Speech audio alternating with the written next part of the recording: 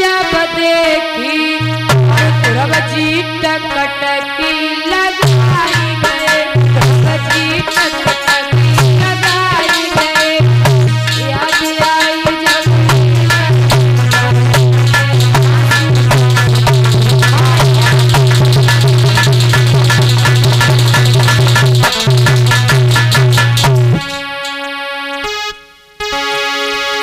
उनकी सूरत लख करके, उनकी सूरत को लख करके, और याद आई जब मैया की, याद आई जब मैया की पीताम्बर से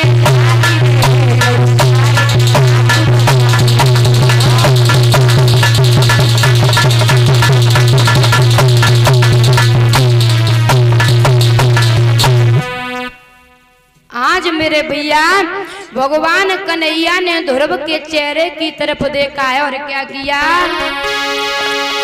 अरे सुंदर मुखड़ा को देखा प्रभु ने, ओठन से ओठन लगाई तीनों, ओठन से ओठन लगाई तीनों, बकुला की सूरत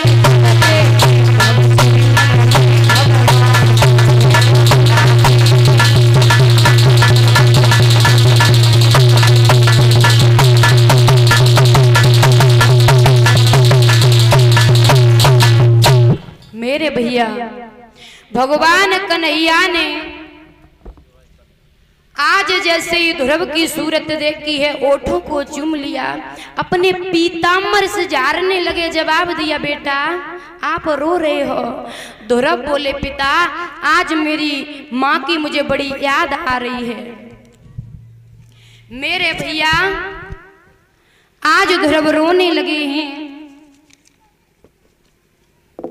और जवाब दिया है कि मुझे 5 महीना बीत गए हैं, मैंने अपनी माँ की सूरत नहीं देखी।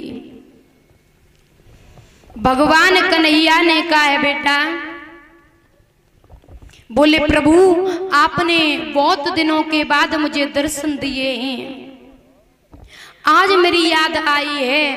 तो भगवान ने जवाब दिया, बेटा आप समझते हो कि भक्त जब भक्ति के लायक हो जाता है, भगवान तभी सहारा देते हैं, प्रभु तभी आते हैं। पहले तो भक्त की परीक्षा होती है कि भक्त कैसा है। ध्यान रखना, अगर जल्दी से भगवान मिल जाए, लोग कहावत कहते हैं कि गरम मतलब ताती ताती महाराज खाओगे तो मुंह जल जाएगा, कहते हैं ना, बुजुर्गों की कहावत है। तो ऐसे ही भगवान ने आज ध्रुव को समझाया है। इंद्र से कहा कि ऐरावत हाथी लेके आओ, आज मेरा बेटा अपने राज्य के लिए वापस जाएगा। मेरे भैया ध्रुव के लिए बड़ा सुंदर ऐरावत हाथी आया है।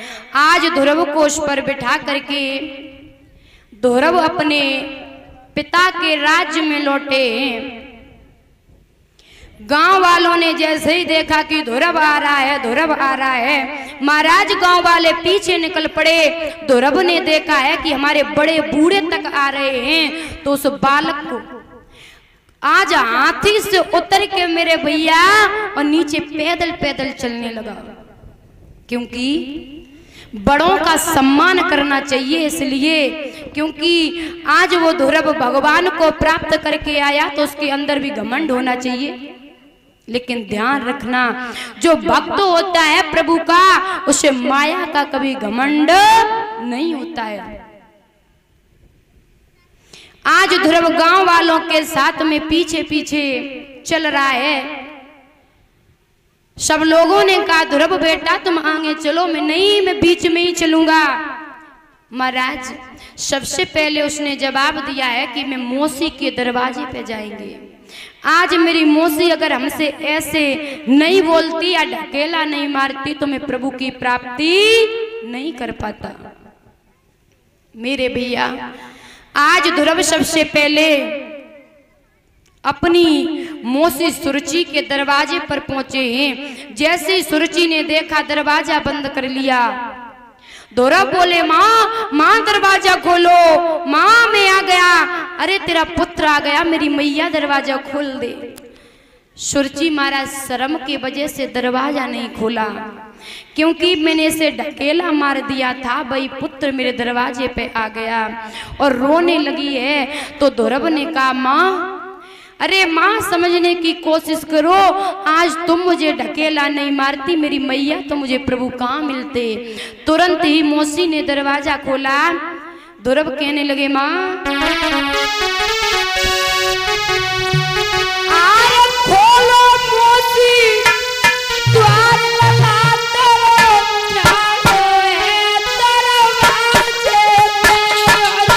ऐसी वचन सुन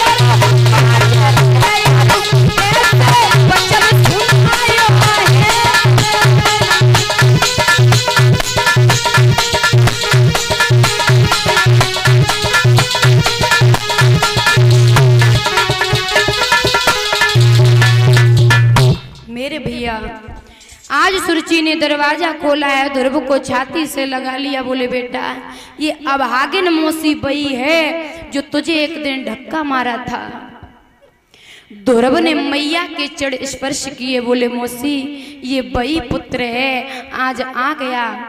देख माँ तूने कहा था कि वन में जाकर के भगवान का भजन कर फिर मेरी गोदी में खेलना, मुझे ये भी करना नहीं पड़ा क्योंकि आज मुझे प्रभु की प्राप्ति हो गई है। महाराज धुरब वहां से चला है और अपनी मैया के यहाँ पे पहुंचा। ध्यान रखना लोगों, जिस दिन से धुरब चला गया था उस दिन से उसकी मैया अंधी हो गई थी, आंखों से रो रो करके अंधी हो गई। आज धुरब दरवाजे पे पहुंचे। बोले मैया आज सुनीति ने आवाज सुनी है, जवाब दिया कि मेरे पुत्र जैसी आवाज लग रही है, मुझे ऐसा लगता है कि मेरा बेटा आ गया। महाराज मैया आंखों से अंधी है, कुछ दिखाई नहीं देता है। आज मैया ऐसे ऐसे कर रही। बोली बेटा तू कहाँ है, मुझे दिखाई नहीं दे रहा, मेरे लाल मेरे पास आ जा। महाराज धुरब ने मैया के चरण छुए, मैया ने छाती से लगा लिया।